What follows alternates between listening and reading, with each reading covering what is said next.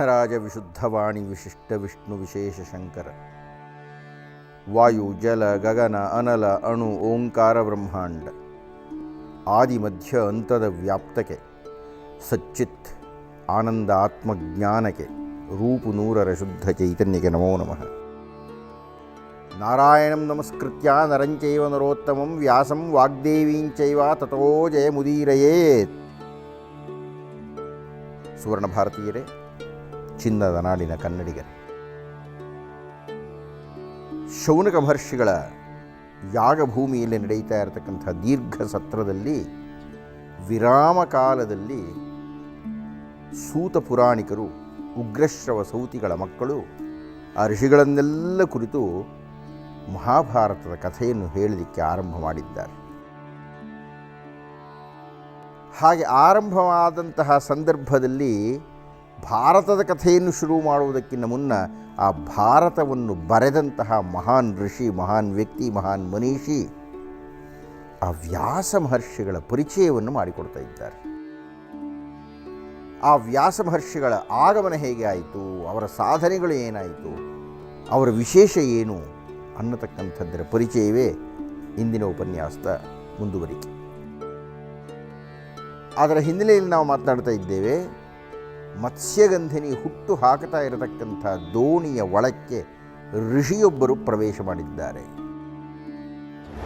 ಅವರು ಈ ಮತ್ಸ್ಯಗಂಧಿನಿಯ ಹಿಂದಿನ, ಅಂದರೆ ಯಾವ ಗಂಧರ್ವಿಯ ಮಗಳು ಇವಳು, ಯಾವ ಇಂದ್ರನ ವರವನ್ನು ಪಡೆದಿರತಕ್ಕಂಥ ಯಾವ ಒಬ್ಬ ಮಹಾತ್ಮ, ಆ ಯಾವ ಒಬ್ಬ ಚೇದಿರಾಜ, ಯಾವ ಆ ಒಬ್ಬ ಉಪರಿಚರ ವಸುವಿನ ಮಗಳು ಇವಳು ಅನ್ನತಕ್ಕಂಥದ್ದನ್ನು ತಮ್ಮ ದಿವ್ಯ ದೃಷ್ಟಿಯಿಂದ ನೋಡಿ ಅವರು ನಿರ್ಣಯಿಸಿದರು, ನಾನು ಇಷ್ಟು ವರ್ಷಗಳು ತಪಸ್ಸು ಮಾಡಿ ಆ ತಪಶ್ಶಕ್ತಿಯಿಂದ ಒಬ್ಬ ಮಹಾಮಂತ್ರವೇತ್ತನಿಗೆ ತಂದೆಯಾಗಬೇಕಾಗಿದೆ.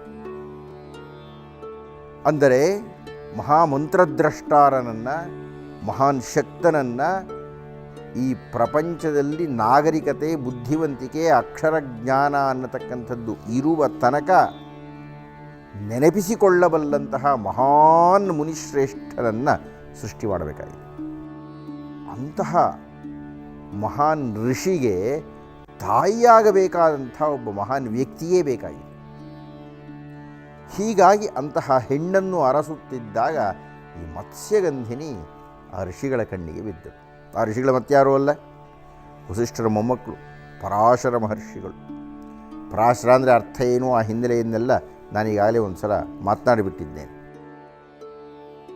ಆ ಪರಾಶರ ಮಹರ್ಷಿಗಳು ಮತ್ಸ್ಯಗಂಧಿನಿಯನ್ನು ನೋಡಿ ಹೇಳಿದರು, ನಿನ್ನನ್ನು ನೋಡಿದರೆ ನಿನ್ನ ಪೂರ್ವ ಜನ್ಮಗಳು ಮಹಾದೈವೀಮಯವಾಗಿದೆ.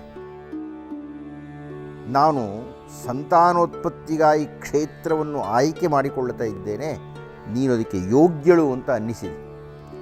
ಹೀಗಾಗಿ ನಮ್ಮೀರುವರ ಸಮಾಗಮ ಆಗಬಹುದೋ ಅಂತ ಕೇಳಿದರು. ಆಕೆ ಹೇಳಿದ್ದು, ನೋಡಿ, ದಂಡೆಯ ಆ ಕಡೆ ಈ ಕಡೆ ಜನರಿದ್ದಾರೆ. ಅಕಸ್ಮಾತ್ ನಾವಿಬ್ಬರು ಸಮೀಪಕ್ಕೆ ಬಂದರೆ ಅವರು ನೋಡಿದರೆ ನನ್ನ ಮರ್ಯಾದೆ ಗತಿ ಏನು?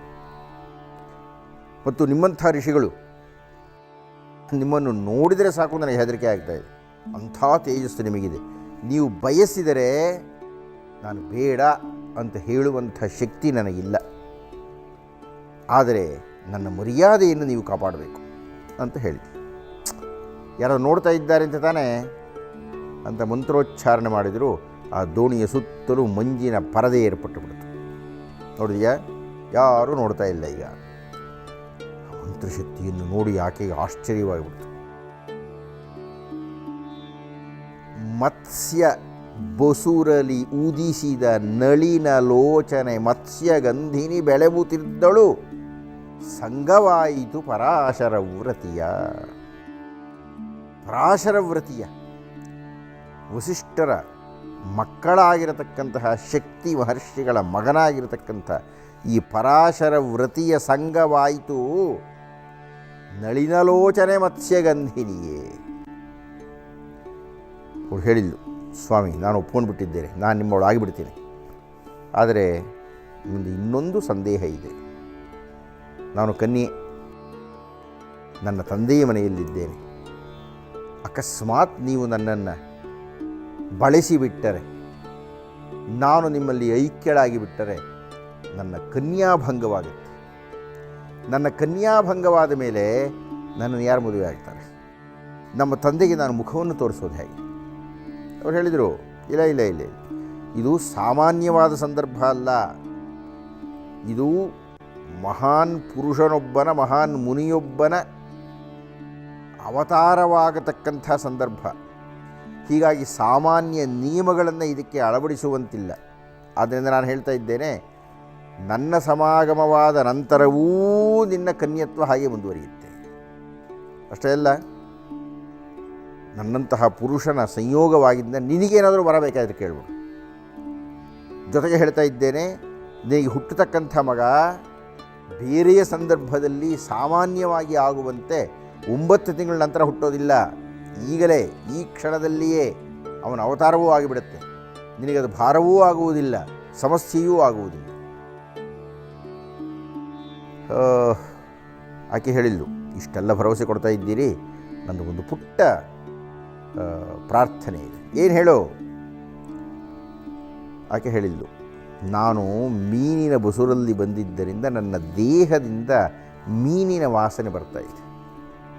ನಿಮ್ಮಂಥ ಮಹಾಸತ್ಪುರುಷರು, ನಿಮಗೆ ಎಲ್ಲವೂ ಒಂದೇ, ಆದರೆ ಈ ಮೀನಿನ ವಾಸನೆ ಹೋದರೆ ನನಗೆ ಬಹಳ ಚೆನ್ನಾಗಿರುತ್ತೆ ಅಂತ ಅನಿಸುತ್ತೆ. ಅಷ್ಟೇ ತಾನೇ?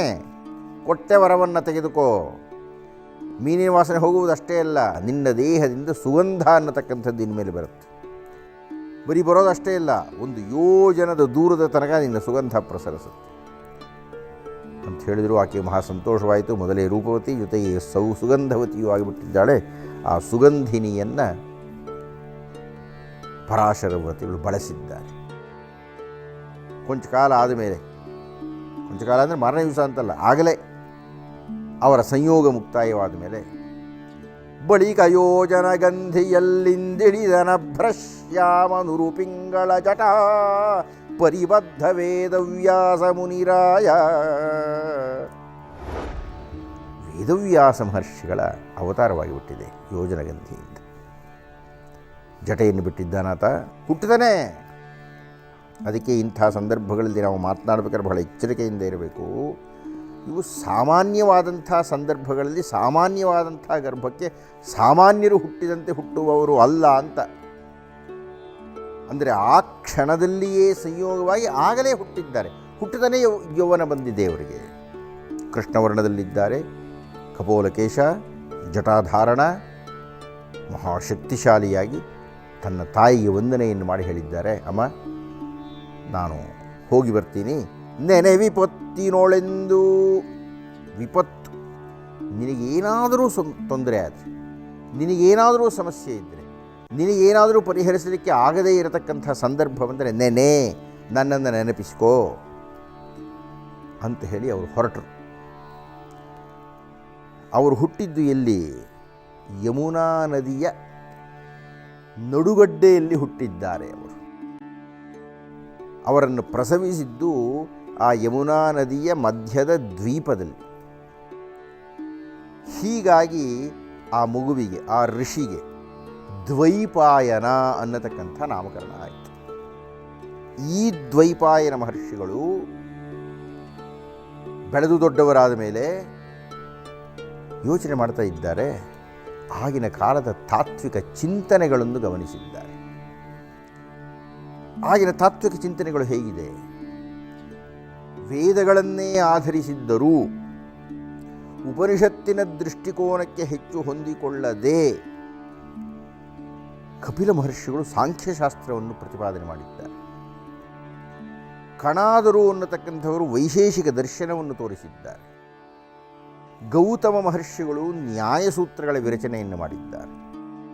ಪತಂಜಲ ಮಹರ್ಷಿಗಳು ಯೋಗಸೂತ್ರಗಳ ನಿರ್ಮಾತೃವಾಗಿದ್ದಾರೆ. ಇಷ್ಟೆಲ್ಲದರ ಜೊತೆಗೆ ಜೈಮಿನ್ಯಾಚಾರ್ಯರು ಪೂರ್ವಮೀಮಾಂಸಾ ಸೂತ್ರಗಳನ್ನು ಮಂಡನೆ ಮಾಡಿದ್ದಾರೆ. ಅಂದರೆ ಇಷ್ಟು ಹೊತ್ತಿಗೆ ಸಾಂಖ್ಯ, ಕಣಾದ, ಯೋಗ, ಅದರ ಜೊತೆಗೆ ನ್ಯಾಯ ಹಾಗೂ ಪೂರ್ವಮೀಮಾಂಸೆ ಎನ್ನತಕ್ಕಂಥ 5 ವಿಧವಾಗಿರತಕ್ಕಂತಹ ವೈದಿಕ ವಿರಚನೆಗಳಾಗಿ ಬಿಟ್ಟಿದೆ. ದೈವ ಅಂದರೆ ಏನು, ಪುರುಷ ಅಂದರೆ ಏನು, ಪ್ರಕೃತಿ ಅಂದರೆ ಏನು, ವಿಧಿ ಅಂದರೆ ಏನು, ಈ ಸೃಷ್ಟಿ ಆಗಿದ್ದು ಹೇಗೆ, ಈ ಸೃಷ್ಟಿಗೆ ಪಂಚಭೂತಗಳು ಹೇಗೆ ಕಾರಣವಾಯಿತು, ಅಲ್ಲಿರತಕ್ಕಂಥ ಅಣುಗಳು ಇತ್ಯಾದಿಗಳೆಲ್ಲದರ ಚರ್ಚೆಯನ್ನು ಅವರು ಮಾಡಿದ್ದಾರೆ. ಆದರೆ ದ್ವೈಪಾಯನರಿಗೆ ಅನ್ನಿಸಿದೆ ಈ ಎಲ್ಲ ದೃಷ್ಟಿಕೋನಗಳು ಭಾಗಶಃ, ಈ ಎಲ್ಲ ದೃಷ್ಟಿಕೋನಗಳು ಅಪೂರ್ಣ, ಈ ಎಲ್ಲ ಚಿಂತನೆಗಳನ್ನು ಪರಿಷ್ಕರಣ ಮಾಡಿ ನಾನು ಒಂದು ಕೃತಿಯನ್ನು ವಿರಚನೆ ಮಾಡಬೇಕು ಅಂತ ಹೇಳಿ ಈ ಎಲ್ಲ ಪಕ್ಷಗಳನ್ನು ಪೂರ್ವ ಪಕ್ಷಗಳು ಅಂತ ನಿರ್ಣಯ ಮಾಡಿ, ಪೂರ್ವ ಪಕ್ಷಗಳು ಅಂದರೆ ಯಾವುದಾದ್ರು ನಾವು ವಿಷಯವನ್ನು ಹೇಳಬೇಕಾಗಿದ್ದರೆ ಆ ಹೇಳಬೇಕಾಗಿರತಕ್ಕಂಥ ವಿಷಯದ ಬಗ್ಗೆ ವಿರುದ್ಧವಾಗಿ ಬೇರೆ ಇನ್ಯಾವುದಾದ್ರೂ ವಿಷಯಗಳಿದೆಯೇ, ಅದನ್ನು ನಾನು ಪ್ರತಿಪಾದನೆ ಮಾಡಬೇಕಾಗಿರತಕ್ಕಂಥ ವಿಷಯಕ್ಕೆ ಪೂರ್ವಭಾವಿಯಾಗಿ ಬೇರೆ ಯಾವುದಾದರೂ ವಿಷಯಗಳಿದ್ದರೆ ಅದನ್ನು ಪೂರ್ವಪಕ್ಷ ಅಂತ ಕರೀತಾರೆ. ಹೀಗಾಗಿ ಈ 5 ಶಾಖೆಗಳನ್ನು ಅಂದರೆ ಸಾಂಖ್ಯ, ವೈಶೇಷಿಕ, ನ್ಯಾಯ, ಪಾತಂಜಲ ಅಂದರೆ ಯೋಗ, ಜೊತೆಗೆ ಪೂರ್ವಮೀಮಾಂಸೆ, ಈ 5 ಪಕ್ಷಗಳನ್ನು ಪೂರ್ವ ಪಕ್ಷಗಳನ್ನಾಗಿ ಮಾಡಿಕೊಂಡು ಇವರು ಸಿದ್ಧಾಂತವೊಂದನ್ನು ಸ್ಥಾಪನೆ ಮಾಡೋದಕ್ಕಾಗಿ ಬದರಿಕಾಶ್ರಮದಲ್ಲಿ ಕುಳಿತು ಒಂದು ಕೃತಿಯನ್ನು ವಿರಚನೆ ಮಾಡಿದರು. ಅದರ ಹೆಸರೇ ಬ್ರಹ್ಮಸೂತ್ರಗಳು ಅಂತ. 555 ಸೂತ್ರಗಳಲ್ಲಿ ತಮ್ಮ ದರ್ಶನವನ್ನು ತೋರಿಸಿಕೊಟ್ಟರು. ಅಂಥ ಮಹಾನ್ ವ್ಯಕ್ತಿ. ಇಂದಿಗೂ ನಮ್ಮಲ್ಲಿ ಬರತಕ್ಕ ಎಲ್ಲ ಆಚಾರ್ಯರುಗಳು ಈ ಬ್ರಹ್ಮಸೂತ್ರಗಳನ್ನೇ ಆಧಾರವಾಗಿಟ್ಟುಕೊಂಡು ತಮ್ಮ ತಮ್ಮ ಮತಗಳನ್ನು ಮಂಡನೆ ಮಾಡ್ತಾರೆ. ಹಾಗೆ ಬ್ರಹ್ಮಸೂತ್ರಗಳನ್ನು ಕುಳಿತು ಬರೆದದ್ದು ಬದರಿಕಾಶ್ರಮದಲ್ಲಾದ್ದರಿಂದ ಅವರಿಗೆ ಬಾದರಾಯಣರು ಅನ್ನತಕ್ಕಂಥ ಹೆಸರು ಬಂತು. ಇಂತಹ ಬಾದರಾಯಣರು, ಇಂತಹ ದ್ವೈಪಾಯನರು, ವ್ಯಾಸರು ಅಂತ ಹೇಗೆ ಹೆಸರನ್ನು ಗಳಿಸಿದರು ಅನ್ನತಕ್ಕಂಥದ್ದನ್ನು ನಾವು ಮುಂದಿನ ಸಂಚಿಕೆಯಲ್ಲಿ ನೋಡಲಿದ್ದೇವೆ ಅಂತ ಹೇಳ್ತಾ ಇಂದಿನ ಉಪನ್ಯಾಸವನ್ನು ಮುಕ್ತಾಯ ಮಾಡ್ತಾ ಇದ್ದೇನೆ. ಶುಭವಾಗಲಿ.